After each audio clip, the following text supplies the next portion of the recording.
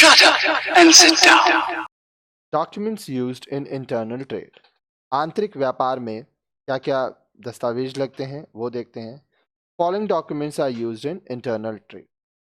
अब वो क्या क्या डॉक्यूमेंट्स हैं, आइए एक एक करके हम लोग उनके बारे में पढ़ेंगे। सबसे पहला है परफॉर्मर इनवॉइस, जिसको हम लोग काल्पनिक बीजक कहते हैं। It is a document sent prior to the actual sale to the buyer. इस दस्तावेज को वास्तविक बिक्री से पहले भेजा जाता है। It informs the buyer about the amount he is required to pay for the specified goods purchased by him. इससे यह पता चलता है कि जो खरीदार है, जो परचेज कर रहा है, बायर है, उसको प्रोडक्ट का कितना दाम देना पड़ेगा, प्राइस देना पड़ेगा। It provides almost the same information as an invoice provides. It is sent in the following cases. अब देखिए, बिल में, इनवॉइस में जो जानकारी रहेगी वही जानकारी यहाँ दी रही होती है। अब ये कब भेजा जाता है? When goods are sent on consignment basis, जब प्रोडक्ट को कंसाइनमेंट में भेजा जाता है, ठीक है। When goods are sent abroad, जब आप जो प्रोडक्ट है वो अब्रॉड, बाहर भेज रहे हैं, अपने देश से बाहर भेज रहे हैं। When supplier expects payment before dispatch of goods, जब सप्लायर ये चाहता है कि वो माल का लेन देन से पहले पैसा उसे मिल जाए, ठीक है, तब ये चीज़ होता है। फिर आता है इनवॉइस, जिसको हम लोग बीजक कहते हैं। It is a document send by the seller to the buyer when goods are supplied. जब माल भेजा जाता है, सप्लाई किया जाता है, तब उसके साथ इनवॉइस भेजा जाता है। It is a document which shows the nature, rates and terms of payment eight which goods will be dispatched. ये एक ऐसा डॉक्यूमेंट है जो ये बताता है कि क्या प्रोडक्ट भेजा गया, उसका दाम क्या था, कैसे पैसा दिया जाएगा, उसमें सारे नियम लिखे होते हैं। Invoice perform the following function. जो इनवॉइस है वो क्या काम करता है? It helps the buyer to locate error in the order and supply of goods. अब देखिए, जो खरीदार है वो उसमें देख पाता है कि कहीं ऑर्डर में कुछ गलती तो नहीं हुई है, जो सामान आ रहा है।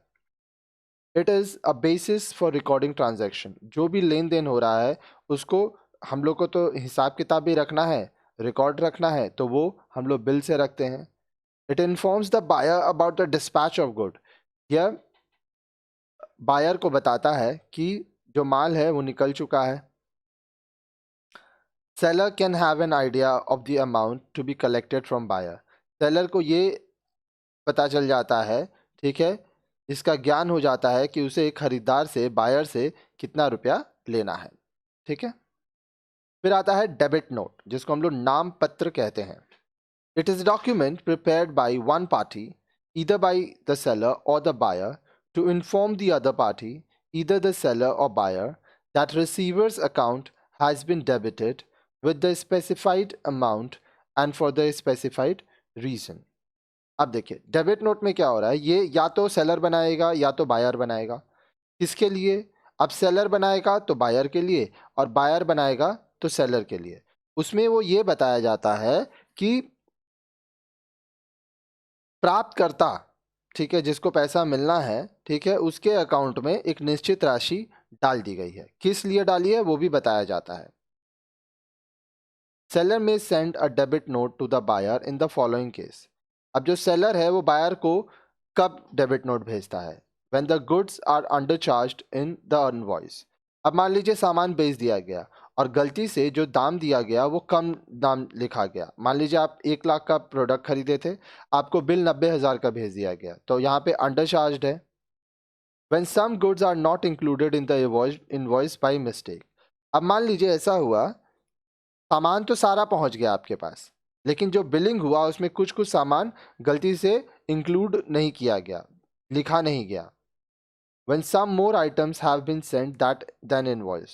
अब ये भी हो सकता है बिल जो बनाया गया जितने सामान का, उससे ज़्यादा सामान आपको भेज दिया गया, तो ये सब केस में सेलर डेबिट नोट भेजता है बायर को। Buyer may send a debit note to the seller in the following case. अब क्या कब भेजेगा buyer? When the goods are returned by the purchaser to the seller and seller is ready to give allowance to the buyer for the same।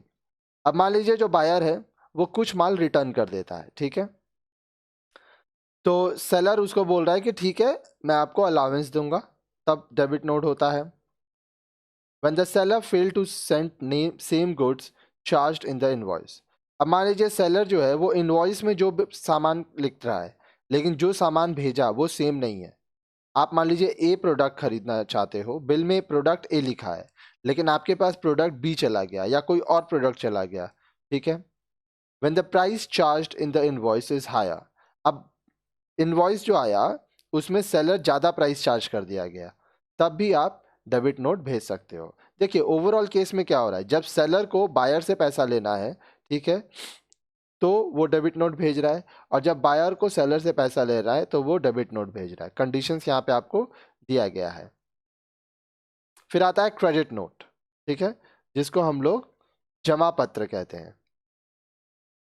It is a document prepared by one party, buyer or seller, to be sent to another party, buyer or seller, to inform the receiver that his account has been credited with the amount mentioned and for the reason stated therein, ठीक है। अब या तो ये buyer seller को देगा या seller buyer को देगा, ठीक है। इसमें ये बताया जाएगा कि उसके खाते में जमा में इसमें लिखित राशि है, ठीक है। क्या होता है मैं बता रहा हूं। A seller may send a credit note to the buyer in the following case. अब सेलर कब कब उसको क्रेडिट नोट भेजेगा, when goods are returned by the purchaser. अब परचेजर जो है वो गुड्स रिटर्न कर दिया, ठीक है, तब क्रेडिट नोट दिया जाएगा। उसमें सेलर ये बताएगा कि ठीक है आप प्रोडक्ट रिटर्न किए हो, ये क्रेडिट नोट रखो, जब आप नेक्स्ट टाइम प्रोडक्ट लोगे तो जो अभी अमाउंट है वो हम लोग वहाँ पे एडजस्ट कर लेंगे, ठीक है।